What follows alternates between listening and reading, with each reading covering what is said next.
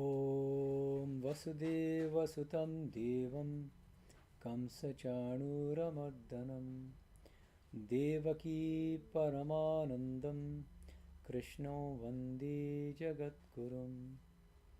Good morning, everyone. Good morning. Welcome to our ongoing class on Bhagavad Gita in the light of Sri Ramakrishna. Today we're continuing to discuss chapter 5 of Bhagavad Gita, along with Sri Aurobindo's commentary on it in chapter 23, Nirvana and Works in the World, pages 234 to 246 of the Essays on the Gita. And I assigned some study questions, and many of you responded, both in person and online. So I appreciate that. So we'll be discussing some of your responses today as well. Now, a heads up. I'm going to India tomorrow and coming back April 20th.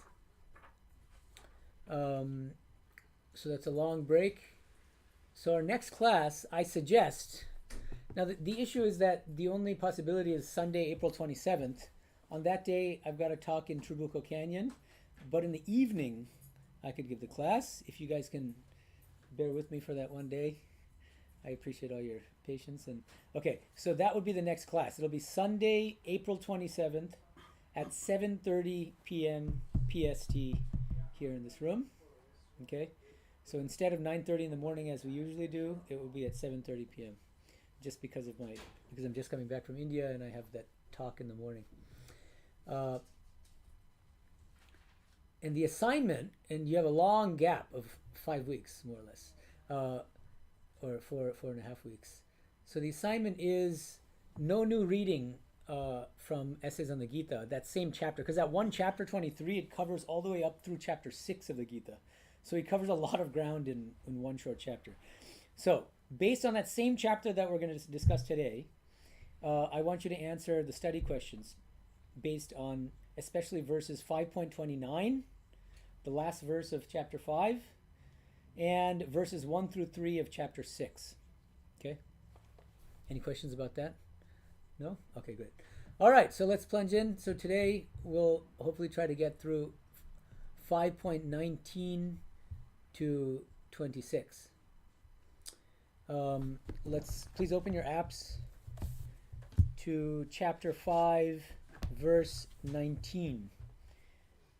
Last time we remembered that the previous verse, 5.18, is about how the one who has realized Brahman sees everybody and all beings with equality. They are samadarshis. And so they see the learned and cultured Brahmin, the dog, the elephant, the outcast, all in the same light. Okay?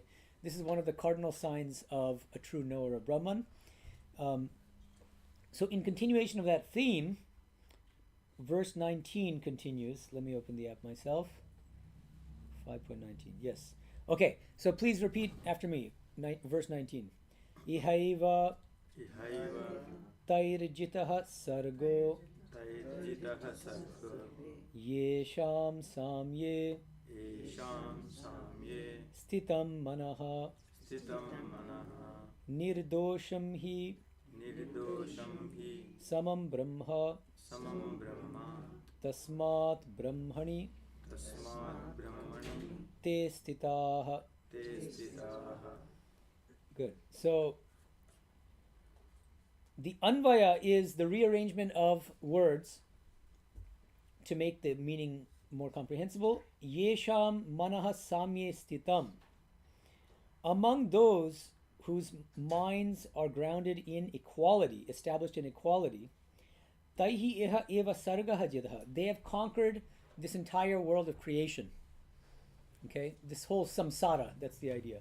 They're not bound. They're not attached to anything in this world. He samam brahma nirdosham. Here we get to an interesting adjective describing Brahman. It's samam. Sri Aurobindo renders the term samam here as equal. So he's literally saying Brahman is equal. And we can discuss what he might mean by that. We'll see that in a second. And other commentators have different translations or renderings of this word samam. What does it mean for Brahma to be samam? Okay, it's clearly picking up on the word from the previous verse too.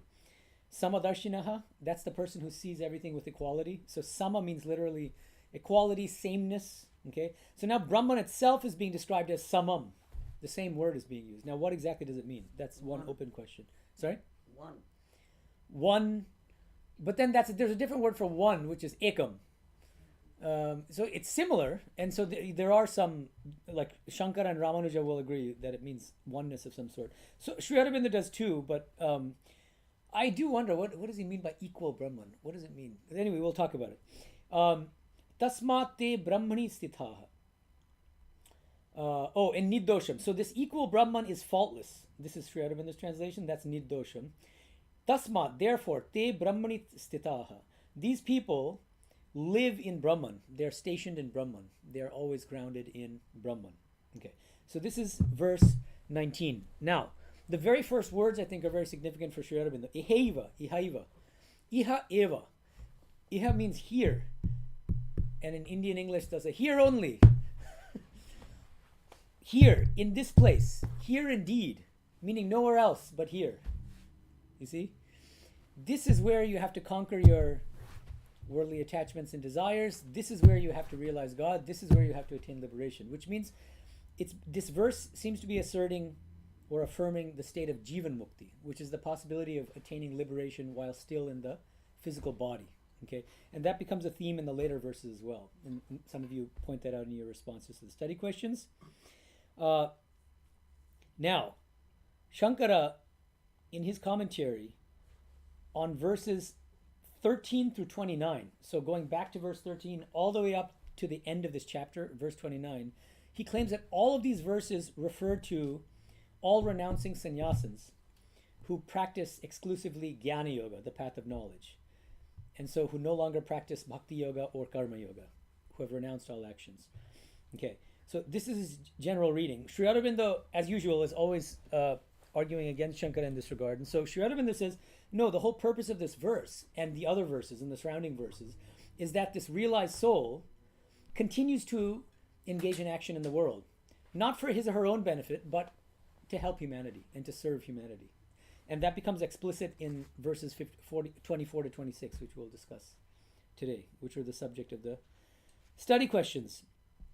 Okay, now, let's talk a little bit about this Samam Brahma. Let's first read a little bit of Sri Aurobindo's commentary on this, so we get a sense of what Sri Aurobindo means by the equality of Brahman. So he says, this is footnote 2 from the Anil Baran Rai translation.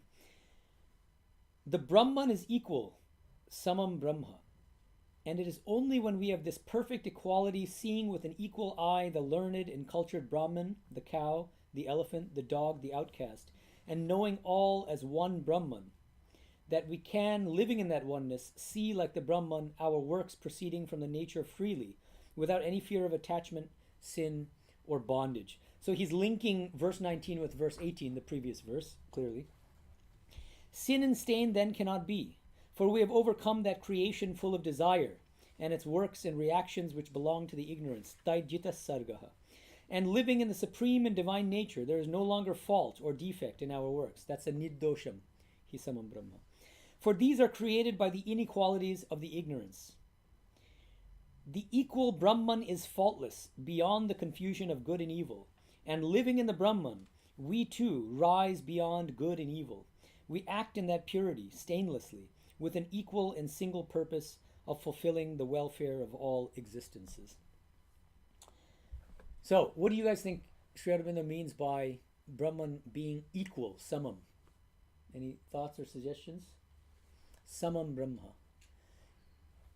I find it easier to understand how we, as realized souls, should be equal. We're going to be equal. We're going to treat everybody equally because we see the same divine, the same Brahman in everybody.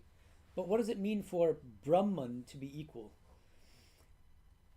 If instead of Brahman it was Purushottama, then that also, I think, could be relatively easy to explain.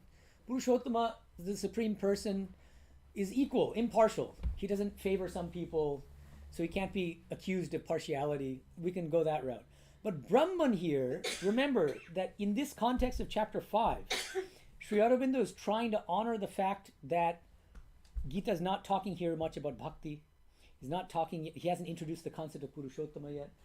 So he does seem to we saw this last time. He seems to interpret Brahman here in chapter 5 as the impersonal, non-dual Brahman, right? So not necessarily the personal God here. So in what sense is this impersonal, non-dual Brahman equal? Bindu's suggestion is that it means one in oneness. I think that's plausible, especially in light of the commentary that I read. He says, see like the Brahman, knowing all as one Brahman, right? The equal Brahman is faultless, so maybe it's just that the Brahman is one in everyone, and it's the same in everyone in that sense. Has it any connection to faultless being there in that whole phrase, like a type of interpretation that is countering what?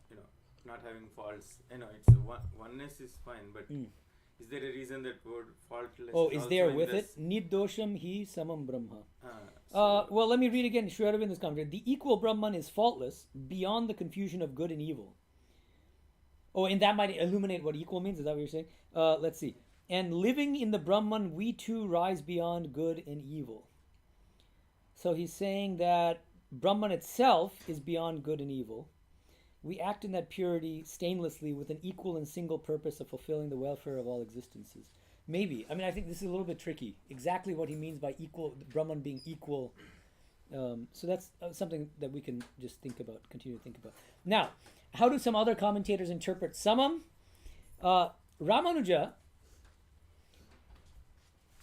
he takes Brahman here. Does anyone remember how he takes Brahman in these verses? Not just this verse, but the surrounding verses. Any guesses? Is it Vishnu? Huh? Self. Very good. The individual self, the Jivatma, the eternal individual soul. Okay? And so he's saying here that Jivatma in each of us is samam. It means it's the same in all of us. Now, he doesn't mean the same in all of us in the sense of Shankara's Advaita Vedanta, that there's one non-dual self. No, that would be a mistake. Each one of us has a unique, distinct Jivatma, individual soul. But how do they differ from each other? Depending on how spiritually evolved we are, he uses these terms expansion and contraction. So people who are not very spiritually evolved, their Jivatma is highly contracted. Its divinity is not very manifest in this world. Whereas other people who are more spiritually evolved, their Jivatma, that Jivatma is expanded, which means that their divinity is more manifest. Okay, but in essence, everybody's Jivatma is exactly the same. In essence, that just means because it's the same spiritual nature.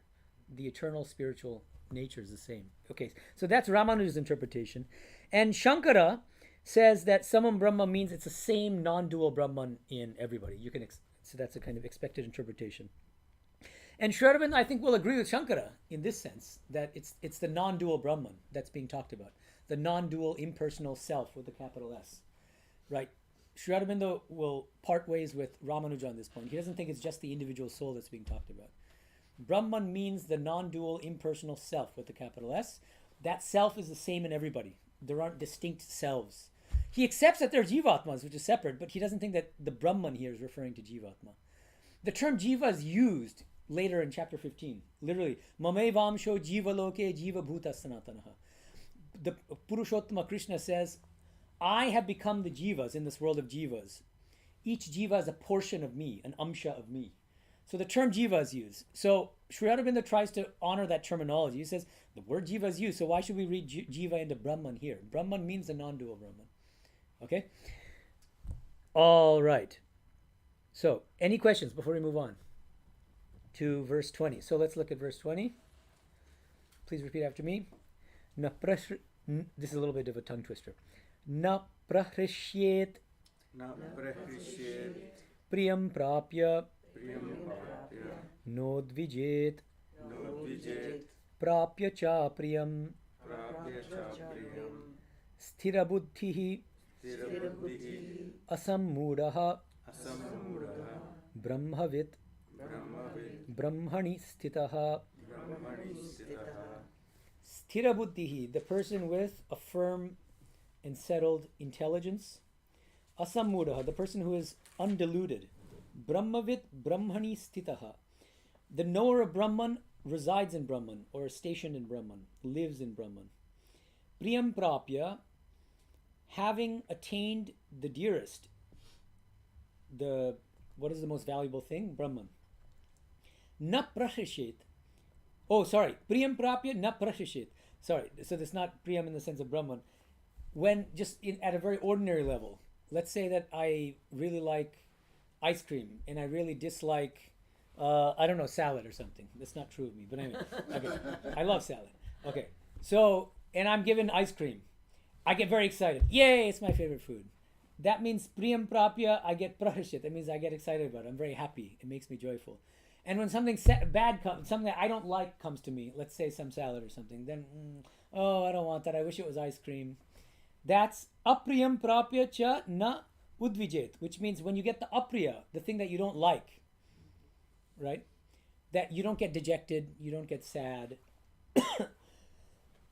So the knower of Brahman is completely unaffected by these things.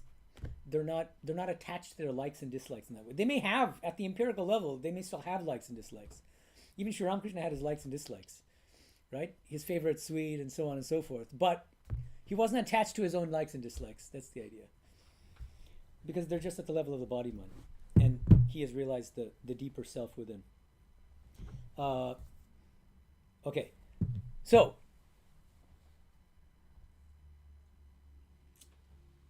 this is referring again to the realized soul, right? Everybody agrees, Brahmavit. This means the knower of Brahman. So Shankara, Ramanuja will say it's the person who's realized themselves as the Jivatma, separate from the body-mind complex. That's not the highest realization for Ramanuja. Why? The highest realization is God realization. Only God realization will give you liberation. But this is an enormous step in that direction.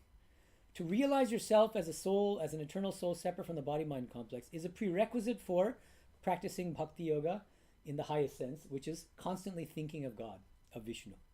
Because you can't do that so long as you're identified with the body-mind complex. So this is the way that Ramanuja interprets it. And he says that person who has broken his identification with the body-mind complex, he's not attached to the likes and dislikes of that body-mind complex anymore. This is very natural, right? At the level of body-mind, those likes and dislikes will still be there, but you're not identifying with it, and so you're not affected by them, right? That's the crucial thing. So I think Ramanuja gives a very kind of intuitive explanation of this verse, I think, which is quite plausible. Now, you might ask, well, how are these verses which describe a realized soul relevant to us poor, struggling spiritual aspirants? We should always keep in mind Shankara's wonderful insight in his commentary on the Sthita Prajna Lakshana in chapter 2. When Arjuna asks, how does a realized soul walk? How does he talk? How does he act? Blah, blah, blah. And then Krishna gives this beautiful description in a few verses of the realized soul. And Shankara says, how does that relate? How does that apply to us, spiritual aspirants? He says, those very qualities that the realized soul possesses naturally, that comes to the realized soul naturally, spontaneously, we as spiritual aspirants need to work hard to cultivate to the best of our ability. So it's exactly the same thing. This is a really good test, this verse. When we're given something when we're presented with something, it could be favorable circumstances, favorable food, your favorite, whatever. How do you react? Do you react? And if so, how strongly? And when something unpleasant comes, same thing. This is like a very practical test that you can run on yourself on a daily basis. And you should never beat yourself up, but be mindful and then try to do better in the future. Right? That's the idea behind this. So I think these verses are very helpful, even though they're describing the realized soul. We need to try to cultivate the same qualities as spiritual aspirants to the best of our ability. Next verse, 21. Please repeat after me. Bahyaspasheshu asaktatma vindati atmani yat sukham Sabrahma yoga yuktatma sukham akshayam ashnute. Bahyaspasheshu, so external touches. Sri Aurobindo, he's giving a very literal translation of spasheshu. It means literally spasha, to touch. But it means the external objects, basically, right? So bahyaspasheshu asaktatma, you're not attached to anything in the outside world. Atmani yat sukham vindati. That person who is not attached to anything in the external world and who finds his or her true happiness within. It's a very beautiful verse, actually. Atmani yat sukham vindati. You find your joy, your true bliss in the Atman. Saha Brahma Yoga Yuktatma. That person is united with Brahma Yoga. He's engaged in Brahma Yoga. He's united with Brahman. Akshayam Sukham Ashnute. That person alone attains Akshayam Sukham. It means an undecaying, perfect bliss. Unlike the bliss of sense objects. And that'll come in the very next verse, actually. So it's a perfect segue into the... We'll talk about that in a second. Okay. So, what's the main point here? All of our Vedanta scriptures, they teach us the same thing. That true happiness can only be found within. Chandogya Upanishad, one of the oldest Upanishads, says, Yo vai bhuma tat sukham, nalpe sukham asti. The only true happiness is the happiness, the joy, the bliss of the infinite, the divine. Nalpe sukham asti. You can never find true happiness in the small, the finite, the little. And anything external is not the infinite in that sense. It has a beginning and an end, as we find out in the next verse. Okay, so let's look at the next verse. Yehi samspashyaja bhoga dukkha-yonaya evate adyantavantaha kaunteya nateshu ramate buddhaha. Okay, so this verse 22, along with 23 and 24, are some of my favorite verses in the Gita. Raja Maharaj, the first president of our order, the spiritual son of Sri Ramakrishna, Medhananda, he would say that the mind has a tendency to go downward. And the struggle for spiritual aspirants is to bring the mind up, to keep it high on high things. And he says one of the best things one can do is when you feel the mind sinking downward, you recite some Gita verses. Some verses from the Gita. And Sri Ramakrishna himself says, this is in the gospel, he says, a sannyasin obviously should not have many possessions, but if he owns nothing else, he should keep a little pocket Gita with him, which I literally... Actually, I gifted you guys, many of you, copies of the Gita already. I'm going to Rishikesh for a conference in a couple of weeks, and so I'm going to try to buy a few more for the new students who didn't get copies. Yes. So why is it so important? Because the Gita is so practical and it keeps the mind so high. And Sanskrit is such a spiritual and powerful language that just by reciting the verses, understanding the meaning, it can elevate the mind. If you just repeat the verses with some concentration, because they're mantras actually. Okay, so this triad of verses, 22, 23, and 24 of chapter 5, I think is one of these wonderful sequence of verses that can really help us in day-to-day life, in our spiritual practice, in our spiritual struggles, in the face of temptations and other things. So, what does this verse say? Yehi, hey Kaunteya, Arjuna, ye bhogaha, those enjoyments which are samspashyajaha, which are based on the senses, right? Tehi dukkha yonaya, actually. They are actually wombs, literally yoni means womb, wombs of sorrow. They are sources of sorrow. They end up creating more pain than pleasure. Why? It gives the main reason. Adi antavantaha eva. Because adi, it has a beginning, and anta, it has an end. They're impermanent, they're transient. They don't last, they're ephemeral. He Kaunteya, so Arjuna, Buddha teshu naramate. Buddha, the wise person, the wise one, does not enjoy such things, does not revel in these sense objects, recognizing that fundamental defect in all sense pleasures. Okay.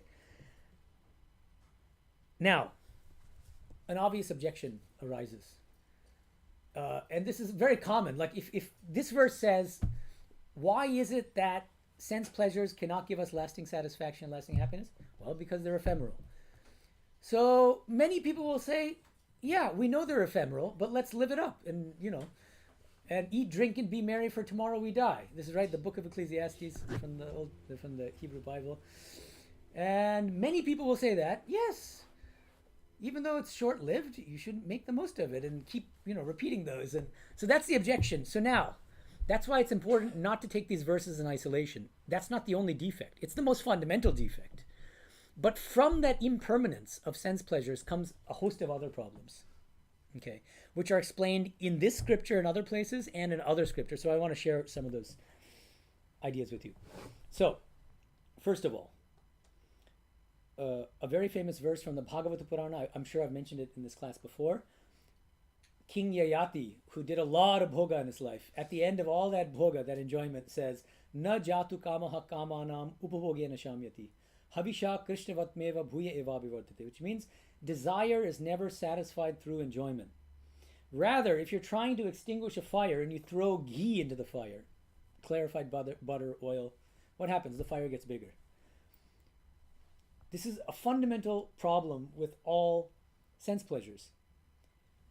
I have a desire for something, some object of the senses. So then I think, okay, then all I have to do is get that object of desire, and then my desire will be quenched. It is quenched extremely briefly. So that's the Adi-anta, the beginning, but then it has an end. And then what happens? That desire for that object gets intensified. After that brief period of quelling, of extinguishing that desire, it actually gets bigger. And it becomes a vicious cycle. So then we have to indulge that desire more, try to fulfill that desire even more. And we need more of that substance or that object to fulfill that desire, because the desire is getting bigger and bigger. That's why Gita in chapter 3, Bhagavan Krishna describes kama as, kama means desire, as mahashano. It's all devouring. It's never satisfied. It's insatiable. No matter how much you feed it. It only grows bigger and gets a bigger stomach and a bigger appetite. Feed me, feed me. It's just like a crazy, pet, or like a guinea pig that you you keep feeding it gets bigger and bigger and demands more and more. So this is why Adi-anta by itself is not a complete answer, but it's the root of all the other problems, of all the other defects with sense pleasures. And chapter 18 of the Gita, looking forward, much later when we eventually get to it, verse 38, I talk about this a lot in my talks as well. Krishna distinguishes three kinds of happiness, sukham, based on the three gunas: sattvika happiness, rajasika happiness, and tamasika happiness. And rajasika happiness is defined as happiness which is like amrita, nectar in the beginning, and ultimately it becomes like poison. Right? And it becomes like poison because of all these things, because the desire is only temporarily satisfied, because the desire ends up getting bigger, because also in Yoga Sutras, Patanjali's Yoga Sutras, I'm teaching that class separately, and in book 2, which we just started discussing, there's a beautiful verse where it says that why everything is dukkham, why everything is unsatisfactory, very much like the first noble truth of Buddhism. Parinama tapa samskara dukkhair guna vritti nirodhacha dukkham eva sarvam vivekinaha. Vivekis, people with discrimination, like the Buddha here, the wise person in Gita verse 5.22, is the person who knows that everything is unsatisfactory. Why? Parinama. Parinama means because there's going to be sorrow ultimately as a consequence. So that's in line with verse 18.38. Eventually, all forms of instant gratification become like poison. Tapa, that's the second word used. Parinama tapa. Tapa is interesting. Even in the present, even in the midst of enjoyment, you feel a certain suffering. Especially the more acute the pleasure. This is very interesting because literally, as you're enjoying it, you know it's not going to last. And that brings a kind of sorrow. And then if you bring it closer, like they're also, like if you have a really expensive car, just imagine, like a top of the line Porsche. Okay? You buy it, you're very proud, now you've got to park it somewhere. And now you're concerned that somebody might key your car. Tapa, literally. Now you're afraid to even leave your car for 10 minutes because you're afraid that somebody might smudge it or something, you know what I mean? Especially if it's a nice car. People like to do that. So that's present pain, right? Even in the midst of what you think is pleasure. And okay, parinama, tapa, samskara dukkha. This is another fundamental source of sorrow. But samskara dukkha. Every time we engage in any form of instant gratification, what happens? We create a samskara, a latent mental impression. We carve a trace in the unconscious. What happens? That means we planted in us a deeper desire for that same thing in the future. And that's the deepest reason why we can never be satisfied through sense enjoyments. Because that desire ultimately is going to be intensified again. The moment that there's any kind of trigger in the external world, or even in our own minds, that can activate that samskara. And it will. Guaranteed to happen. At some point. It could be a word, it could be a person, it could be a sight, whatever it is. You're walking by a sweet shop and I see ice cream again. Oh, there's some samskara gets triggered, and I must have that ice cream. And then pain, especially if I don't have money on me. Right? Okay. All right. So this is 22. Now we'll see why I see this as a triad actually. So 22 goes with 23 and 24. So please repeat after me. This is verse 23. Shaknoti haiva yaha sodhum praksharira vimokshanat kamakrododbhavam vegam sayuktaha sasukhi naraha. Okay, so the wise person recognizing the defects of all sense pleasures and all forms of instant gratification, rajasika happiness, what do? When the force of these lower impulses like lust and anger and greed arise in us, and they will, even in realized souls, that's the interesting thing. Sri Ramakrishna will say, is it that a realized soul doesn't feel lust? No, it might arise, but they don't identify with the body-mind complex, so they're not bothered. They're just kind of witnessing the lust, and so it arises and then it passes away, right? And so those people, those wise people, what should they do? They should bear with it. They should endure. Sri Aurobindo used very poetic language here. He who can bear here in the body the velocity of wrath and desire is the yogin, the happy man. Because literally, the word is very expressive here in Sanskrit. Vegam, like a force, velocity, something very strong. It's a strong impulse. Sri Ramakrishna himself felt it once. When he thought that he had conquered lust, suddenly he felt this tremendous vegam of kama, this tremendous wave of lust that came over him. And then he fell to the floor, to the ground, was weeping and cried to Divine Mother and said, if it comes to this, I'll slit my throat. And then, of course, the lust went away. This is during his period of spiritual practice. One thing I want to emphasize here is sasukhi naraha, and this is why I think that these three are should be taken as a triad. How do you attain true happiness? Sasukhi, the truly happy person, sasukhi naraha, is the one who is able, instead of being a slave to your desires and giving into them and indulging them constantly, that person who is able to, you can just recognize that it arises, so you don't repress them either. But it's like the Buddhist mindfulness technique. Yes, this lust has come into my mind, or this angry thought has come into my mind. I am not that anger, I am not that angry thought. I am separate from the body-mind complex. And then it arises and it passes away. That person is truly happy, rather than the one who indulges his or her desires. And I wanted to read you a beautiful verse that corroborates that. This is from the Shanti Parvan of the Mahabharata. Mahabharata, many of you know, is this great epic, possibly the longest epic that humanity has ever produced.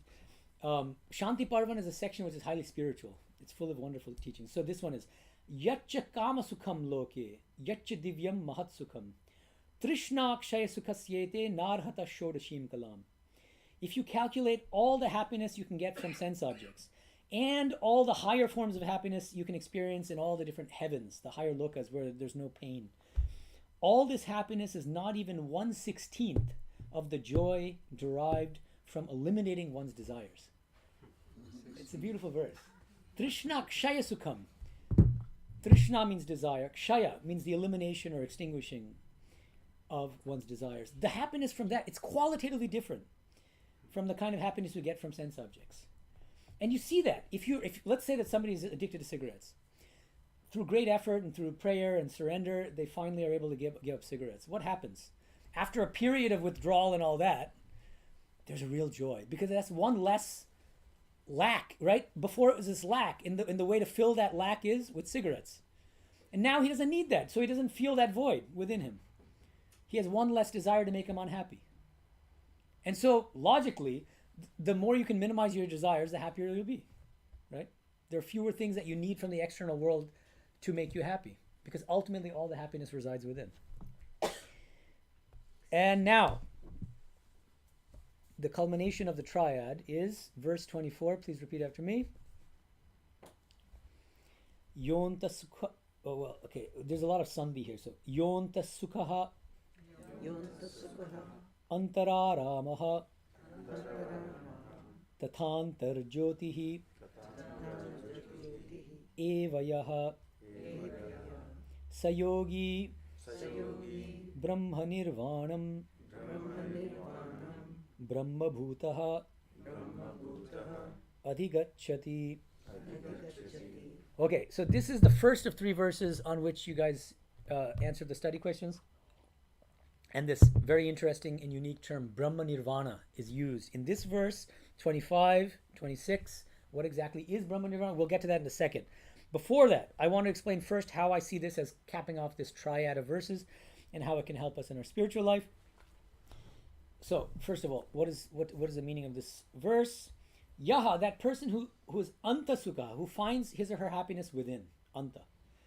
Antararamaha, who finds comfort and almost like relaxation within.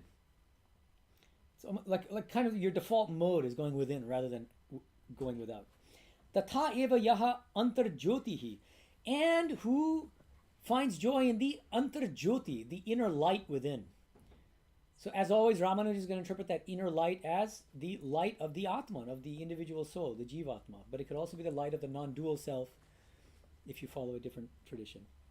Okay. Saha yogi brahma bhutaha brahma nirvanam adhigacchati. That yogi, that person is a yogi. He is brahma bhuta, he becomes Brahman, and he also attains adhigacchati brahma nirvana. He attains nirvana in Brahman. Nirvana is a kind of Buddhist word, right? Many scholars think, I think pretty plausibly, that Gita comes, it post-dates Buddhism. So Buddhism comes in BCE, before the Common Era, a few centuries before Common Era. And Gita, people date it a few centuries before BCE to a few centuries after BCE, most scholars. But it seems very likely that it's post-Buddhism. And so I think what Gita is doing is drawing on some Buddhist concepts like Nirvana. By the way, Yoga Sutra is another text that does this. It picks up Buddhist concepts and then gives them a slightly different meaning. So Krishna picks up this term Nirvana from Buddhism, which is strictly negative, typically, depending on which school of Buddhism you belong to. But typically it means extinguishing, right? Nirvana itself means extinguishing. Of what? Of the illusion of the self. That's the Buddhist doctrine. But Vedanta will say, no, it's the extinguishing of ego, of selfishness, of egoism, of the lower self, through the realization of the higher self, the higher non-dual self, exactly. Or for Ramanuja, the individual self, the Jivatma, separate from the body-mind complex, right? Okay. So one of the reasons I like this and like to think of these 3 verses, 22, 23, and 24, as a triad is because it's the thought, the sequence is also very logical. When you're faced with certain temptations, the first verse, 22, explains to you, reminds you of the defects of all external sources of happiness, of all forms of instant gratification. What's the problem? Fundamentally, it's because it's ephemeral. And then there are the other problems that I mentioned, right? Which is that by indulging the desire only intensifies, and you'll never be satisfied that way. Then 23 says, what do you do as a result? Once you realize the ephemerality of all external sources of happiness, what do? Just whenever a lower impulse arises, bear with it, be mindful of it, but don't identify with it. Be a witness to it. Or pray, whatever it is, but deal with it, like without giving into it. That's verse 23. But even then, that's still, both these verses are kind of still negative in the sense that, well, it sounds like religious life and spiritual life becomes just kind of gritting your teeth and bearing with, unpleasant things and whatever. So 24 gives you a more positive practice. You have to replace the negative with the positive. So if you're giving up something, you have to be doing that for something higher. What's the higher? Dwell on your true nature. Contemplate your true spiritual nature. Try to find your true happiness within. So this is a more positive practice that needs to go hand in hand with the negative practice of renouncing sense pleasures and, just taking a step back from. So these 3 verses, I think, go hand in hand. We have to take them together. And just by repeating the verses, it can really help us on a day-to-day basis. Okay. Now, with all that, and by the way, another thing I wanted to mention, also that's very practical about this verse. Going back to chapter 3, when Krishna explains, he says that kama and krodha, these lower impulses of anger, lust, all these things, desires, are rajoguna samudbhavaha. They arise from rajas, from Rajasika Guna. Okay? So when these impulses arise, instead of repressing them and beating yourself up about it and feeling guilty about them and why are they coming, freaking out about them, that's not the healthy approach. So either you take the Buddhist mindfulness approach and you take a step back from them, right? That's a very helpful practice. And that's even taught in the Gita in chapter 2 as well.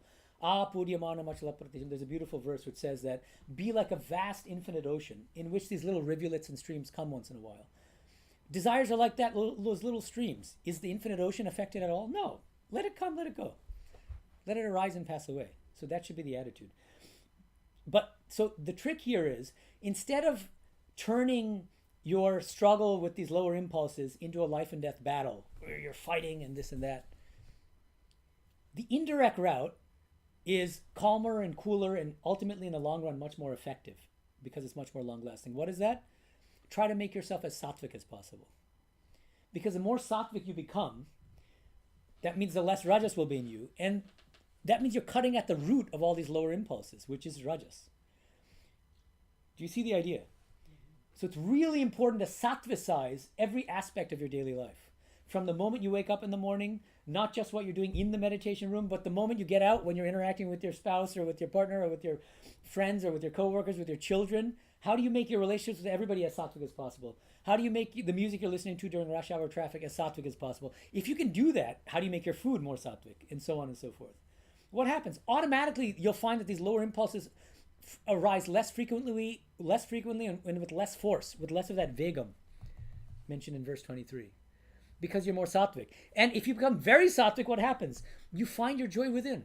That's how sattvika sukham is defined in the Bhagavad Gita. It's the joy of the soul, the inner soul, rather than the joy you find in external objects. That's the culmination of becoming extremely sattvic. But on the way, you're going to find the more sattvic you become, the less these lower impulses bother you. They just become a kind of... Sri Ramakrishna says, the more you walk to the east, the farther away you go from the west. The west is these worldly attachments, worldly desires. You don't have to fight them. It doesn't have to be such a life and death kind of battle, you know. And the more you treat it like that, the more power you give those lower impulses. So it's better to just ignore them. All right. So now we get to this whole philosophical issue, and for the rest of the class we'll be talking about verses 24 to 26. And so first let's read together 25 and 26, and then we'll talk about 24 to 26 as a whole. Okay, so 25. Labhante Brahma Nirvanam Rishayah Kshina Kalmashaha Chinnadvaidha Yatatmanaha Sarvabhuta Hiterataha. And the next verse, 26. Kamakrodha Viyuktanam Yatinam Yatachetasam Avito Brahmanirvanam Vartate Viditatmanam. Alright, so let me explain the meaning of 25 and 26 first. Kshina Kalmashaha, those persons who are free from all sin and defects. Chinna Dvaidhaha, people who have overcome all doubts, who have all the knots of doubt have been cut asunder. Yata Atmanaha, person who has perfect self-control. Sarva Bhuta Hiterataha, it's a very important phrase. That person who is intent on benefiting and serving all creatures. Sarva Bhuta Hiterataha. Rishayaha, those wise ones, those sages. Brahma Nirvanam Labante, that person, those people attain Brahma Nirvana, this extinguishment of the lower self in Brahman. And then, verse 26, Kama Krodha Vyuktanam, those people who are completely free from all the lower impulses like Kama and Krodha, lust and anger, Yatachetasam, who have perfect control over their minds, Vidita Atmanam, they also are knowers of the self. Yatinam, these yogis and yatis, people who have perfect self-control. Abhitaha, this term is interpreted in different ways by different commentators. We'll talk about that. Abhitaha Brahma Nirvanam Vartate. So Brahma Nirvanam exists. Now, Sri Aurobindo translates abhitaha here as all about them, everywhere. Abhitaha. I'm not enough of a Sanskrit expert to tell you whether that's a good interpretation of this term abhitaha. But I'll just tell you how other commentators interpret it. So Shankara, as a number of you pointed out in your response to the study questions, abhitaha here, Shankara interprets as either way. What are the two options here? Either while you're still in the physical body or after you leave the physical body. You're going to be liberated either way. So Shankara says it makes no difference to the realized soul whether he's in the body or out of the body, because the body is part of the maya of illusion. That's his interpretation. Ramanuja and Swami Tapasanji interpret abhitaha a little bit differently. They both interpret it to mean near at hand. It's just very close to us. Brahma Nirvana. That person who has realized the self, this jivatma within, because Swami Tapasanji follows Ramanuja in some respects. And so in this regard too, he's saying that this Brahma Nirvana, this realization of Brahman, is very close to hand for people who have these qualities. Okay, now let's take these verses as a whole and let's talk about what in the world Brahma Nirvana might mean. How does Sri Aurobindo interpret this term Brahma Nirvana? How does Swami Tapasanji interpret it? How does Shankara interpret it? And how do we can compare and contrast them? Which do we find most plausible and why? And we can try to bring in Sri Ramakrishna's teachings as well. So now, let's start with Swami Tapasanji's interpretation. And let me read to you the relevant portion. Tapasanji says, this is page 165 of his book. He says, it also looks that a distinction is made between a Brahma Bhuta, the Brahma become, that's stage one. So he sees it as two sequential stages. And one who has attained Brahma Nirvana, second stage, Brahma Nirvana. It looks that the former is a stepping stone to the latter and not in itself the terminal state. The Brahma Bhuta becomes fit to get supreme devotion, which helps him to have a full understanding of the divine and enter into the divine consciousness. And in the previous paragraph, Tapasanji links these verses in chapter 5 to verses 18.54 to 56 at the very end of the Gita. Okay, because in verse 54 of chapter 18, the same term is used, Brahma Bhutaha, having become the Brahman. And I don't give the whole verse, but after becoming one with Brahman, the higher stage is Mad Bhaktim Labate Param. One attains supreme devotion toward Krishna. That's what verse 54 of chapter 18 is saying. And then verse 56 of chapter 18 says, Sarva Karmani Apisudha. That person who, first having become Brahman, then having attained supreme devotion, continues to engage in all actions. Sarva Karmani Apisudha. Always continuing to engage in actions. Jivan Mukta. The Jivan Mukta, who is Sarva Bhute Terataha. So Tapasanji makes a very clever and I think really insightful connection between these verses 24 to 26 of chapter 5 with verses 54 to 56 of chapter 18. Because the same idea of Sarva Karmani Apisada, continuing to act in this world, not for your own benefit, to benefit humanity, the same kind of phrase is used in verse 25 of chapter 5. Sarva Bhuta Hiterataha. The person in the state of Brahma Nirvana, he's not like sitting stock still like a stone, lacking external consciousness. He's fully engaged in serving mankind, serving humanity, right? So Tapasanji is reading these verses 54 to 56 of chapter 18 back into chapter 5 and saying that we can liken, let me continue reading his commentary.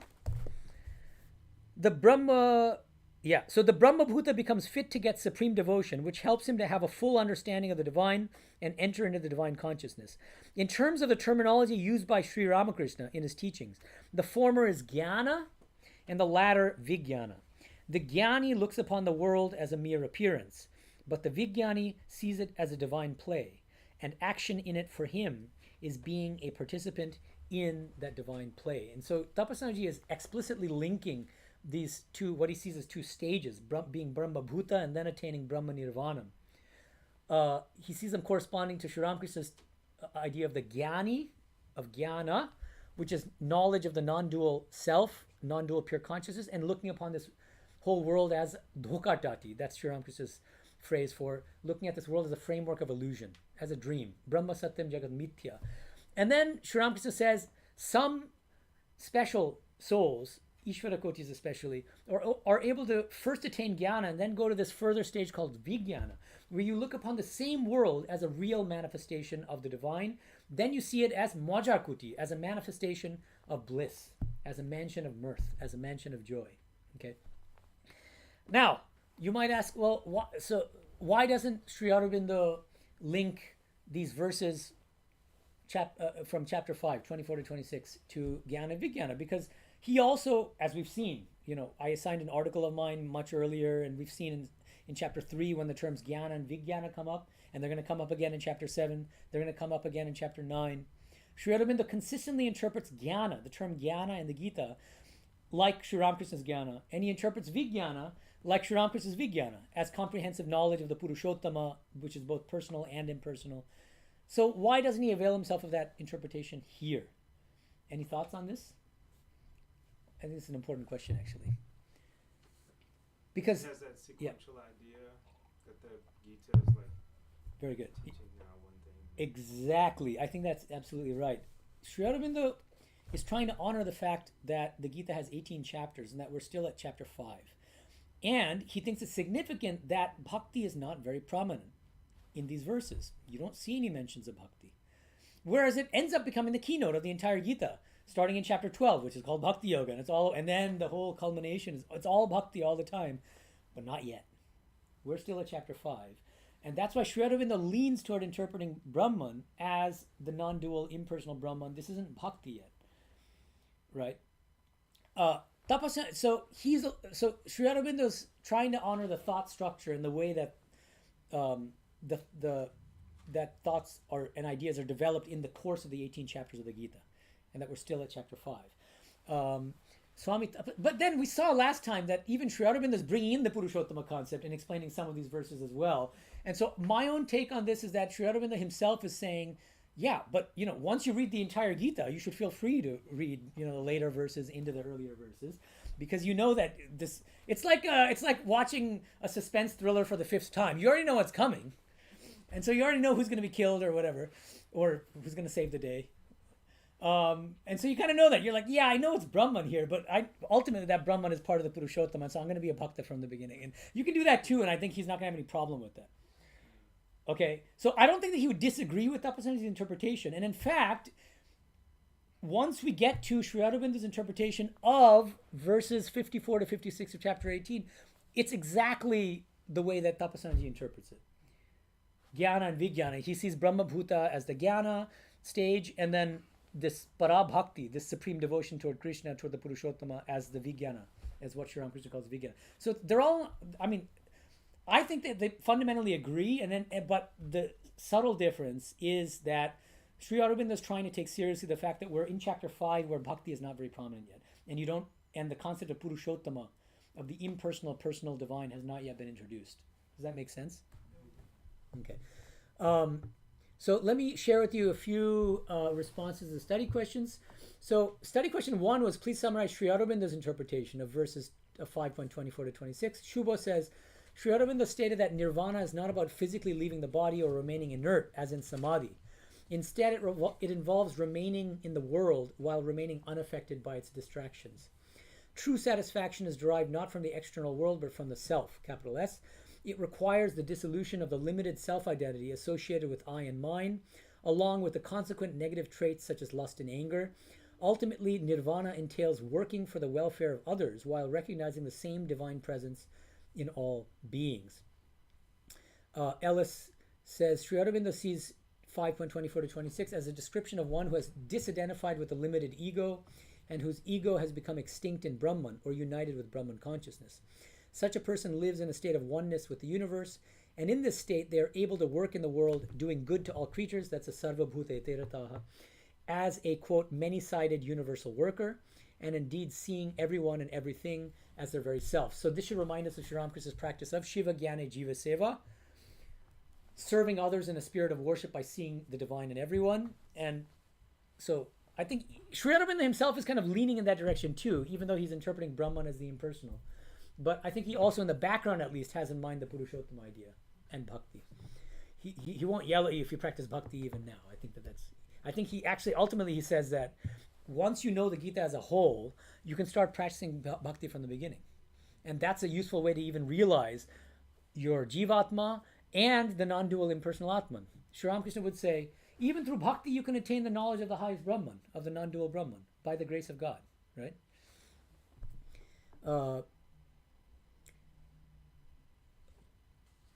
Now, regarding Shankara's interpretation, this is actually quite important.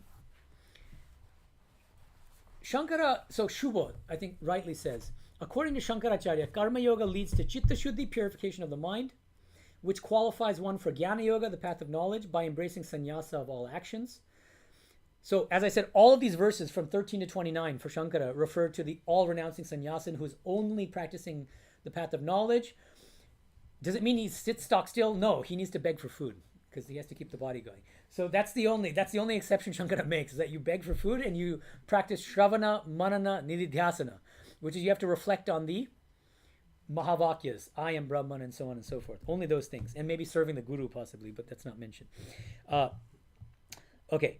And so that's all the way up to 29, to the end of this chapter. Shankara says it refers to the realized soul.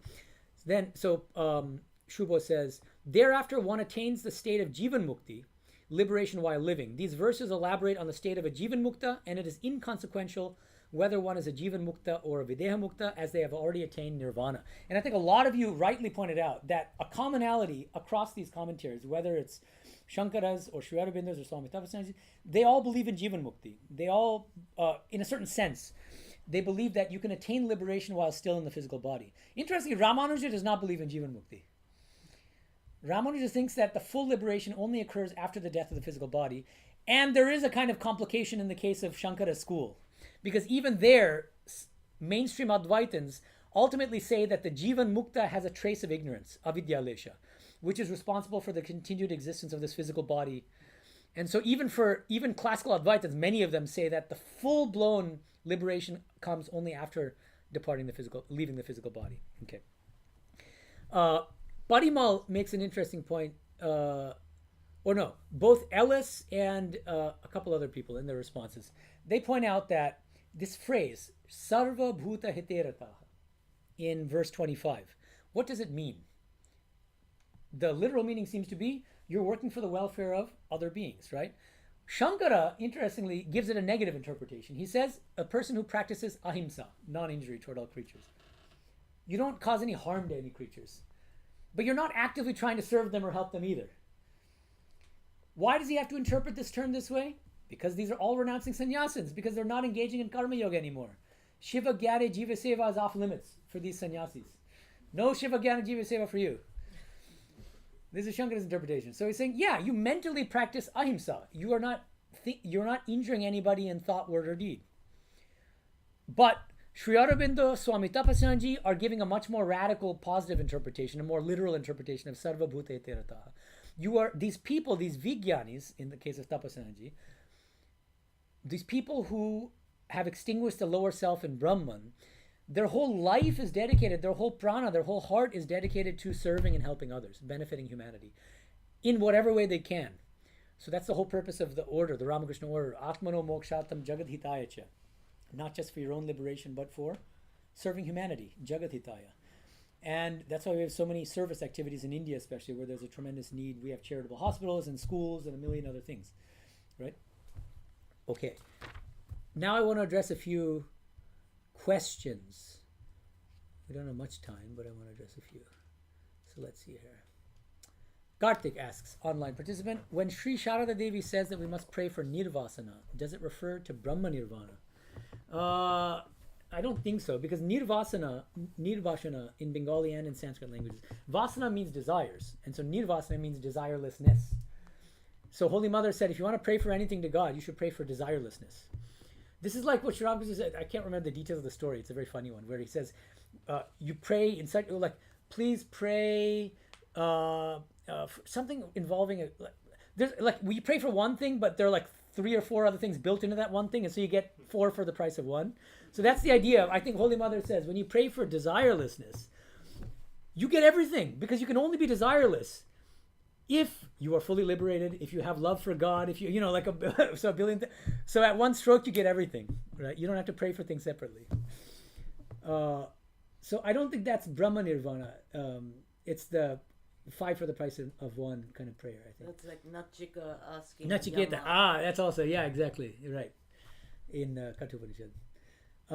Gita asks a very technical question. Okay, and I promised that I would tackle it this week, so I have to answer this. Okay, question from last week regarding 5.13. What is 5.13? I'm sure you guys have it in your minds, but I'll just remind you. Sarva karmani manasa sanyasyaste sukham vashi navadware pure dehi naiva kurvan nakarayan. Sri Aurobindo's translation. The embodied soul, perfectly controlling its nature, having renounced all its actions by the mind, sits serenely in its 9-gated city, neither doing nor causing to be done. The 9-gated city are all the different openings, like orifices, the mouth and the ears and so on. The body, the physical body. The 9-gated city is the body. But she's asking a question about the Sanskrit. This Dehi who is Vashi, this Vashi Dehi. Vashi seems to mean that person who has self-control, who has the senses under his control. And Dehi means that which is embodied, literally. Okay. Now, she's saying, is the Vashi, the embodied individual self who controls the senses, etc., while the Dehi sits in the body witnessing everything like the 2 birds in the Upanishads. Otherwise, how can the same part of an individual have control and not do anything? Is it like our Antaryami, the inner controller? And so on. The question continues, but let me just try to answer it quickly. Okay, grammatically speaking in this verse, Vashi and Dehi go together grammatically, which means Vashi is a kind of adjective modifying Dehi. Dehi means the embodied one. Vashi is that embodied one who has his or her senses or lower self under control, lower impulses under control. And so I don't think that they're contrasting Vashi with Dehi here. And it's not strictly a witness. I see it as the Jivatma can actually exert control over the body-mind complex. This is like the Kathopanishad metaphor of the body as the chariot and as the Atman as the rider in the chariot, directing the charioteer, which is the Buddhi, holding the reins of the mind, which are regulating what? The horses, which represent the sense organs. So that this Jivatma can actually exert control over the body-mind complex in the way that we can drive a car around and guide it places, like to this class and so on and so forth. So that soul in us can actually exert control over the body and the mind and not let it run amok. That's the idea, so that you can make spiritual progress. Okay, so that's the answer to that question. Anthony has a very long question. I think we don't have time to tackle it. What is the relation between verses 5.24 to 26 and Sri Aurobindo's 4 types of knowledge founded in our own nature? If you can very briefly explain the 4 types of knowledge, we can try to tackle it, or we can maybe handle it next. Do you want to explain the 4 types of knowledge? No, let's handle it now. Okay, we'll try to handle it. Yes, okay. I don't have that in mind at this No point. problem. So let me tackle Sanjay, who's I think is the first. He's a newcomer to the online class. He says, my central question remains the same as I ponder these passages as it has been through my small efforts at study so far in my life. If the universe is divine and we are called to celebrate and love it, how do we love without passion?